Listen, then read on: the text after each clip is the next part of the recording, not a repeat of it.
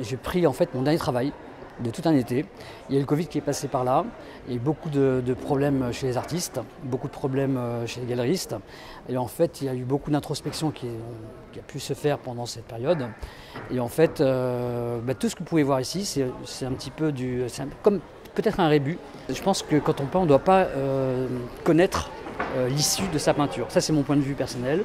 C'est une émotion qu'on a le jour même. On peut être de bonne humeur, de mauvaise humeur, on peut avoir peur. Le Covid a changé beaucoup de choses. Je vais juste, on va basculer. Par exemple, Woody Allen. Woody Allen, c'est une double émotion.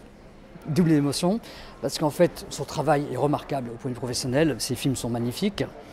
C'est un personnage qui a réussi sa vie professionnelle. Et il y a malheureusement l'envers du décor et il y a des mœurs qui sont très douteuses. Là. Moi, ça me dérange. Voilà. Donc en fait, j'ai pas voulu faire un hommage à Woody Allen spécialement.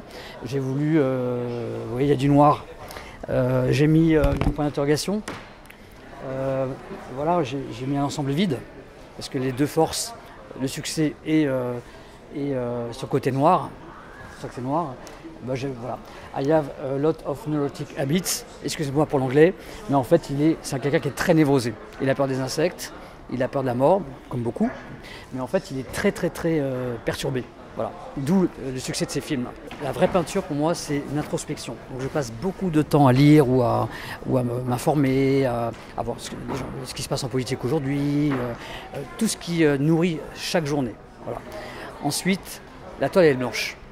La toile est blanche, elle est par terre ou elle est sur un châssis. J'ai besoin d'avoir 4 murs autour de moi, de balancer sur la toile tout ce que j'ai pu enregistrer, tout ce que j'ai pu mémoriser, et tout ce que j'ai pu, un peu comme un mixeur, vous savez, pour faire des feuilles, comme ça vient, et paf, sans failloter. C'est-à-dire qu'on n'est pas là, il ne faut pas peindre pour dire « Ah, est-ce que je vais vendre? Est-ce que ça va plaire ?» Parce que souvent, je l'ai remarqué, quand on rentre dans ce circuit-là, c'est qu'on a des problèmes d'argent et qu'on va essayer de rentrer sur les anciennes toiles qui ont plu, mais c'est n'importe quoi. Et je pense qu'aujourd'hui, quand vous faites du cash, il y aura toujours un public qui aime le cash aujourd'hui, justement, sans blabla, voilà. C'est ce que je pense vraiment.